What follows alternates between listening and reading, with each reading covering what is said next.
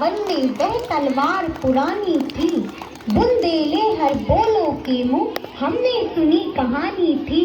खूब लड़ी मर्दानी वह तो झांसी वाली रानी थी।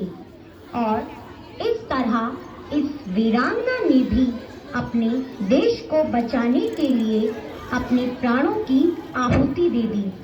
इस वीरांगना के बाद भी न जाने कितने ही वीर पुत्र शहीद हुए।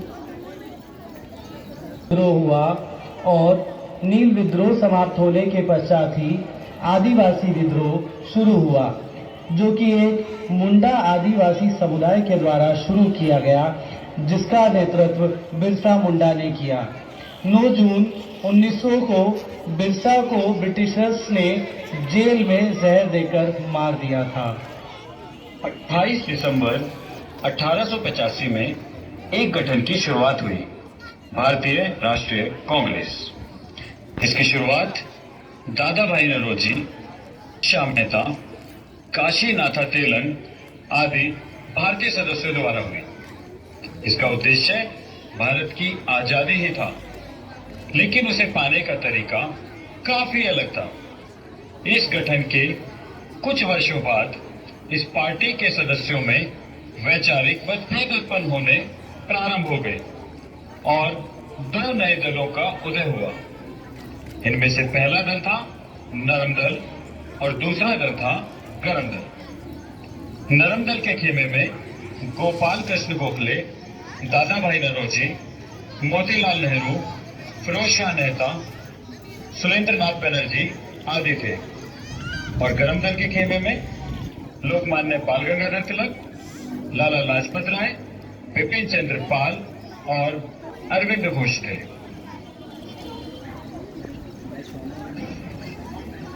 कैसे हो गंगाधर? मैं ठीक हूँ मोतीलाल जी। ये सब क्या है गंगाधर? क्यों हिंसक बने घूमते हो? क्या इससे हमें आजादी मिल जाएगी? क्यों इन अंग्रेजों से दुश्मनी मोल लेते हो? मेरी बात मानो, अंग्रेजों के साथ मिलकर कांग्रेस पार्टी को चलाते हैं। इससे पार्टी को भी फायदा और मुनाफा दोनों होते रहेंगे। मोतीलाल जी, ये क्या कह रहे हो आप? इन अंग्रेजों की गुलामी और मैं कभी नहीं। मैं कभी इन अंग्रेजों का साथ नहीं दूंगा। अगर मैंने इनका साथ दिया तो ये मेरे भारतीय साथियों के साथ धोखा होगा। इन अंग्रेजों की गुलामी तुम ही करो। गंगाधर, मैं कोई गुलामी नहीं कर रहा। लगता है तुम्हें भारतीय जनता की कोई फिक्र ही नहीं है। अगर हम उनका साथ देंगे तो वो हम भारतीयों पर अत्याचार नहीं करेंगे। ऐसा तुम्हें लगता है?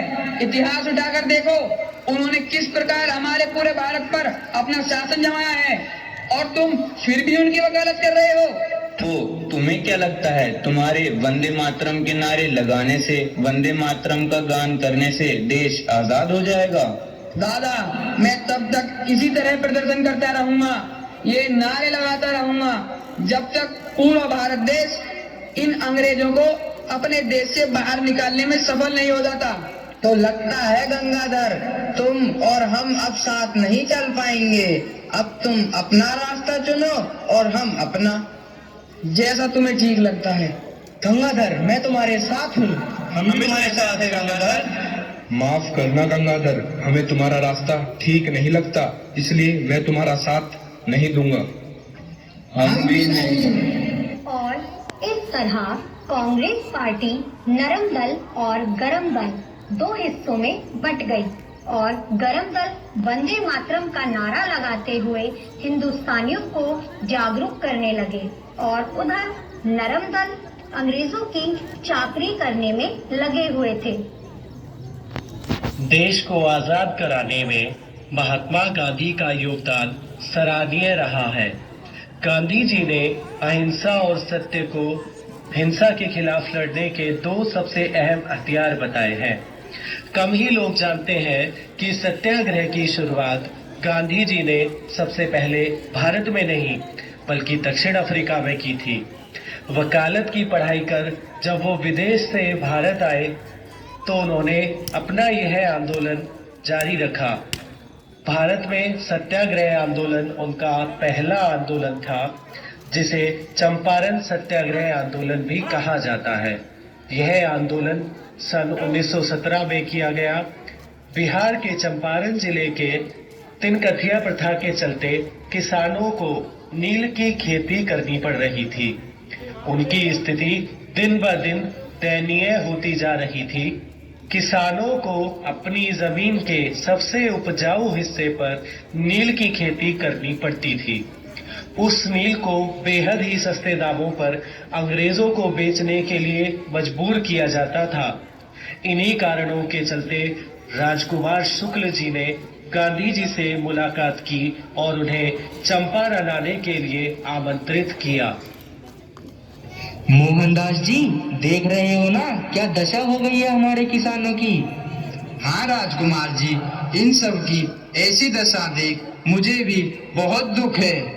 ये किसान अपनी जिस जमीन पर नील की खेती करते हैं वही जमीन बंजर हो जाती है और किसी भी खेती के लिए उपजाऊ नहीं रह पाती, और फिर भी इनको ये अंग्रेज और जमींदार खेती करने पर मजबूर करते हैं और सस्ते दामों पर इनको खरीदते हैं। अब आप ही कुछ कर सकते हो मोहनदास जी। साहब, आपसे बहुत उम्मीद है कि आप हमारे दुख को समझेंगे।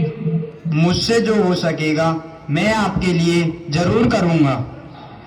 गांधी जी ने किसानों की सारी समस्या सुनी और भारत में पहली बार सविनय अवज्ञा आंदोलन यानी सिविल डिसोबीडियंस मूवमेंट का रुख अपनाया और जमींदारों के खिलाफ हड़ताल और प्रदर्शन किए। ने चंपारण कृषि समिति का गठन किया। गांधी जी को यहाँ सफलता मिली और किसानों की मांगें मान ली गई। भारत में सत्याग्रह सफल रहा। इसी प्रकार गांधी जी ने कई आंदोलन चलाकर अंग्रेजों के खिलाफ प्रदर्शन किए। 13 अप्रैल 1919 बेहद ही दर्दनाक दिन था। इस दिन को याद कर आज भी हमारी रूह कांप जाती है। ये दिन एक खूनी दास्तान से भरा दिन था। इस दिन जलियांवाला बाग हत्याकांड हुआ था। यह एक बेहद दर्दनाक घटना थी। पंजाब के अमृतसर में जलियांवाला बाग नाम की एक जगह है। उस दिन जलियांवाला बाग में अंग्रेजों की दमनकारी नीति, रॉलेट एक्ट और सत्यपाल और सैफुद्दीन की गिरफ्तारी के खिलाफ एक सभा का आयोजन किया गया था। हालांकि इस दौरान कर्फ्यू लगा था, लेकिन कर्फ्यू के बीच हजारों लोग सभा में शामिल होने पहुंचे थे। कुछ लोग ऐसे भी थे जो बैसाखी के मौके पर अपने परिवार के साथ वहीं लगे मेले को देखने गए थे। जब ब्रिटिश हुकूमत और ब्रिगेडियर जनरल रेजिनाल्ड डायर ने वहां इतने लोगों की भीड़ देखी तो वह बौखला गए। उनको लगा कि कहीं भारतीय 1857 की क्रांति को दोबारा दोहराने की ताक में तो नहीं, और अंग्रेजों ने क्रूरता की सारी हदें पार कर दी। वहां लगभग 5000 के करीब लोग पहुंचे थे। जनरल डायर ने अपने 90 ब्रिटिश सैनिकों के साथ बाग को घेर लिया।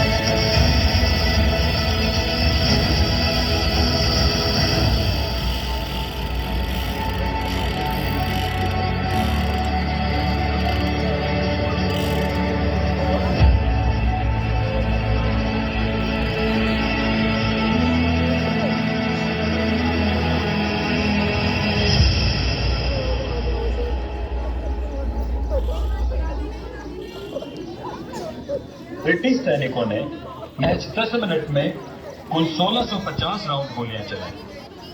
अंग्रेजों की गोलियों से बचने के लिए लोग वहां स्थित एकमात्र कुएं में कूद गए। कुछ देर में कुआं भी लाशों से भर गया। जनरल डायर के इस नरसंहार में 1000 से ज्यादा लोग शहीद हो गए थे और 2000 से अधिक घायल। अंग्रेजों ने इस दिन अपनी क्रूरता का भरपूर प्रदर्शन किया। सन 1930 में सविनय अवज्ञा आंदोलन हुआ, जिसकी शुरुआत महात्मा गांधी के नेतृत्व में की गई। सविनय अवज्ञा आंदोलन दांडी मार्च के साथ शुरू हुआ, जब गांधी जी 12 मार्च 1930 को आश्रम के 78 अन्य सदस्यों के साथ अहमदाबाद के साबरमती आश्रम से पैदल चलकर दांडी के लिए निकले। दांडी पहुंचने के बाद गांधी जी ने अपना नमक कानून तोड़ा। नमक सत्याग्रह के कारण पूरे देश में सविनय अवज्ञा आंदोलन को व्यापक स्वीकृति मिली और पूर्ण समर्थन भी मिला। दांडी में गांधी जी द्वारा सांकेतिक रूप से नमक कानून तोड़े जाने के बाद देश में